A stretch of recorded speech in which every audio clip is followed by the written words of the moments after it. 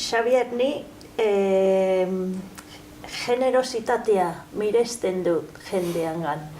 Eta zita hau, generositatea burura ekartzen ditzen, pentsatzen du askotan gure sistema kapitalista honetan, askotan egiten dugu gauzak emaitz jakin bat lortzeko, ezta?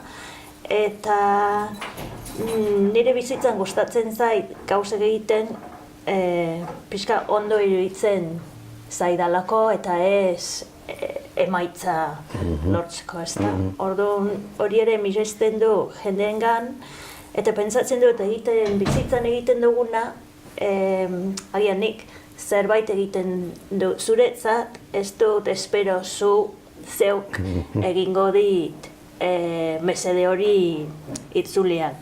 Baina nik hori egiten dudalako, nunbai bizitzaren zirkuloan edo sarian, azkenian, itzuliko da niregan, ezta? Eta orduan, pentsatzen du hori, egin behar dugu gauza pixka generositateaz, nolabai denon onura eta ez emaitz hori materiala edo emaitz no esaten da, inmediato lotzeko. Bai, zuekin nago ados, askotan, gure sisteman ohituta gaude igual gauzak egin behar dugun, derrigorrez dakiz zer, baina igual, ahaztu dugu askotan hasi gauza egiteko jakin minez bakarrik, no? Osea, umea bezala, nik betik hau oso nitxeanoa da historia hori, no? Ikasi behar dugu bizitzen, igual, umea bezala, no? Umeak egiten ditu gauzak, nahi dutelako, eta orduan, askotan oso polita, jolas bezala, no? Eta orduan, ni beti besatzen dut, igual puntu hori rekuperatu behar dugu, gure sisteman dana behar du zerbait, emaitza handia edo azkenean diruz truke egiten ditugu gauzak, no? Baina igual rekuperatu behar dugu, eta ni iruditzen zait hau ideia hori oso filosofikoa, oso nitxeanoa. Eta oso umen gauza, baina ere, pentsatu, proiektua handietan ere, askotan hasten dire proiektuak nun egile dakite ez dutela bukatuko beraien bizitzan. Adibidez, Gaudiren Sagrada Familia ez zen bukatu eta ez da bukatu oraindik ere. Baina orduan bera ez zuen disfrutatu bere obraz, baina bera gai zen hori abian jartzeko, gero beste batzu disfrutatzeko. Orduan, agian bizitzan ere da zerbait, zenola bai, ez dakit inglés izaten dugu, to put the ball in motion, martxan jartzea pelota bat, eta hori joango da gauza gehiago egiten, ezta? Bai, eta gainera, nik uste dut, unibertsitatean ere bai, osea, jendea, lan bat egin behar da, liburu bat egin behar da, nizaten den, bueno, nahiz baduzu ez egin lan hori, bakarrik disfrutatu behar dezu. Disfrutatzen bazara, utzi, ez du merezi. Bizitza honetan bada gauzak disfrutatzeko. Eta nire ustez gizakia badu, instinto bat, gauzak egiteko bakarrik disfrutatzeagatik. Emaitza, ikusiko dugu, baina ni jakin mina hori, askotan oso importantea da nire ustez jendea gauzak egitea, eta ni ikusten dut kultura ruralean, hiri kulturan baino gehiago, jendea oraindik egiten dute gauzak batzuetan, egitekotan eta sartzen dira ritmo batean, eta hau da nire bizitza, egiten ditu nire gauzak, baina gustora. Eta unibertsitatean ni gero, ikusten dut jendea ez dauka hori ilusio hori gauzak egiteko. Igual, gure akatsa izango da, ikasleen akatsa ere. Eta ni askotan kezkatuta nabil horretik, jendea, orain lan hori azterketa, lehenengo disfrutatu, eta irakurri, lana zertaz nahi duzunari buruz, baina egin lana, baina nahi duzunari buruz. Hombre, ez badaukazu buruan, eta orduan, igual unibertsitatea ez da zure lekua, igual beste gauzak egin behar duzu, igual crear cerdos, zoaz ez dakinora, baina, gero, nire ustez bizitzan, igual errekuperatu behar du guri puntu hori. Nietzsche esan zuen, musika da bizitzan disfrutatzeko, dantzatzeko, baina ez entzuteko, eta filosofia ni uste ez ere bai, gurea da, ez da entzuteko allí, ikasteko zerbait, eta ni esan jendeari beti, ez da ikasi behar ezer, egin behar da, parte hartu, demokrazia gaur ere bai, esaten du, demokrazia zer da, parte hartu, eta kito, gero zeateako den, ni jartzen badut nirea, zuk esan duzu bezala, generositatez. Baina hor ez dago arriskoa oso zerbait hedonista egiteko, dena bada disfrutatzea, ze alde batetik ulertzen dut, ez da gaur egun dago presioa handia gauza lortzeko, ez da titulo lortzeko, gazteak esan behar dute alik eta titulo gehien, ez da zerbait egiteko, eta ados nago zurekin, hau disfrutatu behar dugu eta agian disfrutatzea esan behar da nolabai gure motivazioa, baina ere planetari begira ezin dugu disfrutatuko dut eta bosta sola egiten zai gertatzen dena, ez da? Ni esango nuke, igual arriskua hor izango litzake, baina ez da beharrezkorik adibidez disfrutatzea eta hedonista izatea. Disfrutatzea askotan, disfrutatzeko gauza batean askotan sufritzen da ere bai, no? Ni arriskua gehiago ikusten dut aldrebesa, zer derrigorrez egiteko eta azkenean galtzen duzun, ez dakizu zeratikan. Ez zara disfrutatzen, orduan ez du merezi. Disfrutatu gabe, elementu hori izan behar da. Sufrimendua ere bai, etxe bat egin nahi badet, behar dut lana, esto, lotro, dudik gabe, baina disfrutatzen dut. Baina dago, disfrutatzen dut, da ikusten den, nola, sortzen diren gauzak, eta sortu hori, historia hori oso importantea da. Artean ikusten da hori, Artean oso argi dago, artean zertarako balio du, ezertarako nahi du, baina hor dago bere balorea, Ez izatea ezertarako, baina nire ustez hori da importantena. Zergatik egiten duzu hori? Pues ez dakit, sortzeagatik egin behar ditugu gauza, eta ni uste eta ideia hori galdu dugu asko, unibertsitatean, gizartean ere bai, baina nik uste dut unibertsitatean, kasle esan dut. Egin hemen aurkeztu zerbait, klasean zerbait. Eta beti galdetu, zertaz, zerbait. Nahi duzuna. Galdetu Nietzscheri, suposatzen behin Nietzschen klasean. Nietzsche itxegin, esango du Nietzsche, itxegingo den nahi duzunari buruz. Eta esango den nahi duzuna. Oso ondo, benga, etorri, eta egin zure aurkezpena. Hori da disfrutatzea. Ni ustez,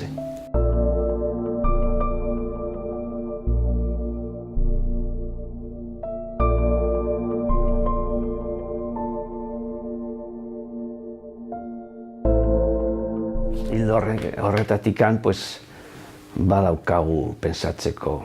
Azkarra, edo ez azkarra izatea, hau ez da arazoa. Badago jende azkarra eta jende ez azkarra.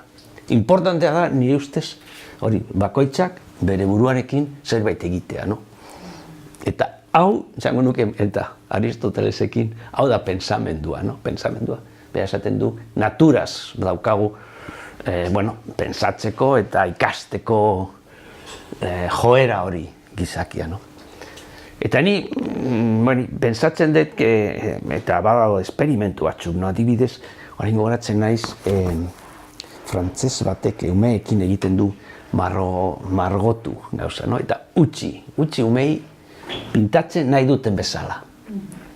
Eta bera egin du esperimentuak, usten bat diezu emei pintatzen nahi duten bezala, azkenean bere kabuz garatzen dute bere estiloa.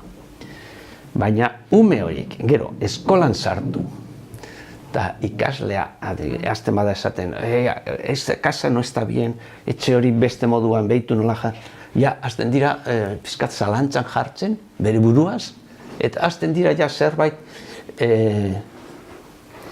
arraroa, zerbait como alienazio pizka bat sortzen. Eta orduan, hau zer da, alde batean da, gure kulturaren korrupzioa nik esango nuke. Eta gero eta gehiago, jende azten da, zalantzan jarri bere buruaz, eta azken zain du. Eta zu ze pesatzen duzu horri buruz? Ezke ez dakit, ezke ez dut irakurri, baina azken batean da bere buruaz zalantzan jarri. Bueno, baina ni horri buruz pensatzen dut hori. Ez dut irakurri hau, baina ni badokan nire burua. Eta orduan nik uste eta oso importantea, na? Pentsatu egiten dut, karo, pentsatu, hori egin behar da, pentsatu, dana pentsatzen du. Nik uste hor unibertsitateak badu zer ikusirik, ez da, zen nik adibidez dakizun ingelesa naizela eta baloratu esan de gauza bat nire bizitzan eta nire hezkuntzan esan da pentsatzea ikastea, ez da, zen nik uste gure sisteman, hangoa, lehen pentsatu horrela zen, ikasi genuen pentsamentu kritikoa zer zen eta nola garatu, ez da? Batxiergoan, zein unibertsitatean askoz klase gutxiago ditugu hemen baino, zer lan askoz gehiago egin behar esan genuen gure kaboz, liburutegian, egiten genituen ere eztabaida taldiak, eta hor baloratu esan dut hori, kastea ez edukiak. Nik uste hemengo sistema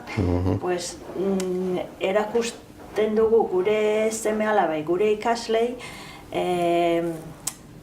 edukiak, ez da, jakin behar dute ez dakitzer, eta beti daude historian, fetxak eta ekintz jakin batzuk, eta, bai filosofian, bai antropologian, ari gara, pentsatzeaz, ez da? Baina hor ere, uste du, askotan, gure materia da, hau irakurri ez dakizein, laburpen bat egin, baina askotan ez dugu pentsaraztea gure ikasle, ez da? Nik uste hau oso importantea da, gure ez bakarrik edukiak jakin, baizik eta horren gainean zerbait sortu, ez da? Zerbait pentsatu.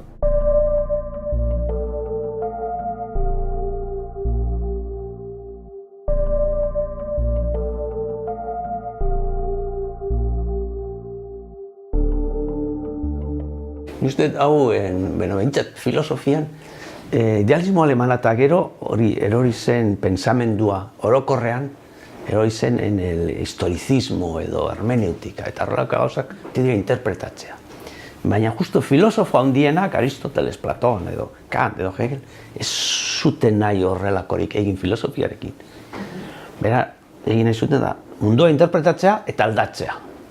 Interpretatzea eta aldatzea. Baina gero, 19. mendean eta 20. mendean ere bai, hau galdu egin da filosofia nire ustez. Eta nik uste dut, adibidez, 20. mendean, teoria kritika Adornorekin eta horrelako jendearekin, Benjamin eta Marcuserekin, nahi zuten berriz errekuperatu puntu hori, estilo hori, joera hori filosofian. Eta esan ez, filosofia ez da bakarrik zerbait ikasteko, zuk esan duzu bezala, hemen edukik ez da, hemen pensamendua da, orduan egin behar da praktikatu, demokrazia bezala, zer da demokrazia? Pues parte hartzea, parte hartu eta ja zaude demokrazian. Telebistan ikusten baduzu bakarrik, inoiz posible, eta gaur oso pentsatuta dago dana telebistan ikusi politikoek nola beren artean eztabaidatzen dute. Hau ez da demokrazia, demokrazia da parte hartzea, eta zehose egitea, eta hori, proiektua. Leheno esan dugun bezala, importantea da zerbait egitea, zerbaitan parte hartzea. Eta hori da, niri ustez, azken batean egin behar dena. Zerbait egin, eta hori buruz gero pentsatzea, baina leheno zerbait egin. Eta gero hori nola baloratzen dugun, honi buruz ere pentsatu askotan esaten dugu, zer azkarra den, zenbat dakien pertson hori, baina eta, jasan ezin dudan gauza bat da jendea esatia, baina hori ez dakizu zuk, nola ez dakizu zera, eta esan dugu, dena daukagu gure ezagutza, ezta? Eta hori da baloratu behar dena, eta horrez ez da ezagutzen duguna, baizik eta nola pentsatzen dugu horri buruz. Ni leheno puntu hori, orain dela urte batzuk ere bai, eukin nuen, askotan katedratoekin, bereziki oso goian dodena, ez duzu irakurri liburu hau, ostia, ni ez dut irakurri, baina gaur jendearik, ez duzu irakurri ez da bertatzen zer, irakurri nahi baduzu, liburua importantea badaude, eta beste importantea, baina liburuak importantea daude pila bat. Baina, norbait esatea, hau irakurri behar dizu, zertako. Leheno, zuk. Eta prozesu hori inbertitzea oso importantea. Leheno egin behar da zerbait, eta gero hori buruz reflexionatzea. Eta momentu honetan igual behar dezu. Edo lagundu kozaitzu tekstu bat edo. Baina bestela ez, ez irakurri. Eta karo, hemen planteatuta dago unibertsitatea justo aldrebesa ikastera filosofia. Eta jendea ez dauka esperientziarik. Eta askotan hori, adibidez nabaritzen da, nik ematen ditut klaseak ere bai Gasteizen aulas de la esperientzia, eta horko jendea badu esperientziarik. Eta hor nabaritzen da, jendea etortzen da, esperientziatik, eta gero badaukate, zeo zer galdetzea, edo zeo zer esatea, baina ikusten du hor da badago edukirik. Baina hemen askotan, hemen gazteen artean, esperientzia gutxi dago. Eta nik ikusten dut, jendeaz dago prestatu da filosofia egiteko adibidez. Prestatu da zentzu, filosofia zer da hori. Pentsatzea zerbait buruz, baina zerbait hori faltatzen bada, askotan da un poco como en vacío, ze ingo dut, ze irakurriko. Zu jakingo dezu, zure bizitza da. Egin zerbait zure bizitzarekin, eta filosofia etorriko da laguntzeko, nahi badezu, pero ez etorriko da zure utza betetzeko. Hora, poko da nire ideia.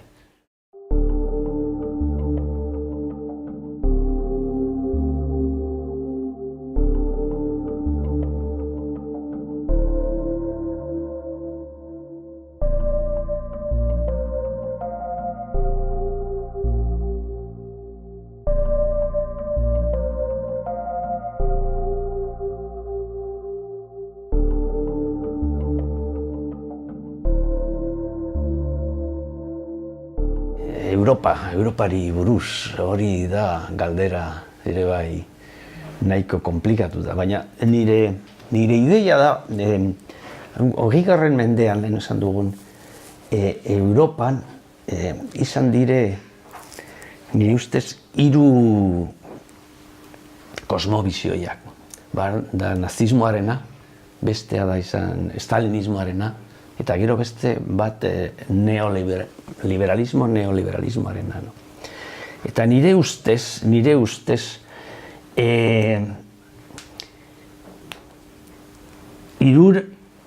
hirurek ahaztu dute gauza bat da. Ahaztu dutena da gauza bat da, sujetua. Sujetua beti pairatzen du stalinismoan, nazismoan eta liberalismoan. Eta kuriosoa da, 1985 justo, bukatu zen nazismoa gutxi gora bera Alemanian, no? Espainian, oraindik zegoen Franco, denbora dezente. En Rusian, stalinismoare mantendu zen denbora luzerako oraindik, no? Eta nire ustez, hau, 1945koa izan zen pizkat Alemanian pensatuta. Nik ezagutu nun Alemanian sozialdemokrazia, Willy Brandten, eta bai, dudik gabe, hau izan zen garaia oso interesgarria, kulturalki eta... Baina bestela, nire ustez, 20. mendean nahiko krudela izan da, nahiko basatia, eta gainera, individua eta nahi dugu gizarte soziala ahaztuta zegoen. edo desagertuta, edo zapaltuta. Eta ni ustez hori justo 21. mendean hasi da, eta hasten ari da, berriz gizarte soziala pizkat saiatzen, bere dagokion lekua berreskuperatzeko. Ari da nire ideia, eta orduan ja politika, esango dugun, ez da lehenengoa, baizik eta politikaren atzean daude jendea, gizarte soziala nahi badugu. Eta gaur, 21. mendean, nire ustez apustua da gizarte zibila berriz indarran hartza. Claro, teoria da gaur stalinismoa eta nazismoa desagertu dira, baina neoliberalismoa orain ari da inoiz baino indarra. Orduan importantea da gaur, nola bukatu neoliberalismoarekin. Eta ni esperientza daukat, horrelako gertatzen ari dena, papeles de Panama eta horrelako gauzak, ari dira gauzak mugitzen, horrela. Nola bukatu horrelako historiekin. Xabier, ez zaizu iruditzen, lerro guzti horietan, mugimendu guzti horietan, indarkeria, ankerkeria dagoela, ez da Riff honek esaten du momentu batean gizartea pentsatu zuela atera ginen barbarietatik, eta baina ere zulze, beren ustez, barbaria dela normalitatea, normala da humanitatea. Izan da. Bueno, gaur egun ere bai, baina ni ustez ari dira jendea ja, ateratzen kalera, esan, Siriarekin gertatzen ari den, hau ez da normala, politikaz gertatzen ari dena, korrupzioarekin gertatzen ari dena, hau ezin da toleratu. 20. mendean, Hitlerekin, Francorekin, Stalinekin, noiz mugitu zen. Gaur egun, nire esperantza da horrelako mugimendu hori indartzea eta poliki-poliki errekuperatzea zerbait como demokrazia zentzu. Jendea hasi da parte hartzen eta esaten hau da gure hitza eta horrela nahi dugu bizitzen. Eta zentzu honetan nik esperantza dut. Baina badakit neoliberalismoaren gertatzen ari da Greziarekin eta Siriarekin oso gogorra da eta badaude oraindik Irak eta ez dakit non, gauza ezberdina Afrikan eta mundua dago, dudik gabe nahiko desastrie. Baina hala ere nik ikusten ditut puntu batzuk non. Ostia, mendikan igual ateratzen da zerbait, etorkizunari begira. Bai, zurekin ados eta nahi horren optimista esan. Baina pentsatzen dut ere, ez du pentsatu nahi, barbarie dela humanitateren ezaugarri, oinarrizko ezaugarri bat, ezta? Baina ere, uste dut da, irakurketa, pixka idealista edo, ez reala pentsatzea, 55 atera garela barbarietik, ez? Da pixka ilusio bat dela pentsatzea nazismo zela okerrena eta joan gara hobetzen. Zen ikusten duguna gure inguruan gaur egun naiz eta mugimendu batzuk egon, erantzuna nire ustez ez dela oraindik nahikoa. Horren kontra. Bai, ez dela nahikoa, baina ni adibidez pensatzen dut punto de inflexión izan zen 78an, no? Estudianten revolta, ikasleen revolta eta horrelako gauza. Eta nire impresioa da, ikasleen galdu zuten borroka. Baina irabazi zuten. Irabazi zuten zeren hortik aurrera, edozein gaur egun edozein programa politikoan agertzen da askatasuna, berdintasuna, feminismoa, horrelako ekologia adibidez, hortik datoz. Eta, karo, badugu, bueno, burgesia edo irabazi zuen borroka 78an, baina hortik aurrera galdu zuten ere bai bere poterea poliki-poliki, eta mantendu dute, baina, bueno, gaur egun ikusten da, bere poterea dago gero eta gehiago kolokan. Bankoen historia ere bai, kontuz, porque edozein momentuan sartzen da jendea, eta bankuen sistema, bueno, bankuen sistema kolokan dago. Eta, bueno, pues, gertatu dena ikusita, pues, gaur egun jendea ikusten du nire ustez oso argik gauza batzuk ezin dira toleratu.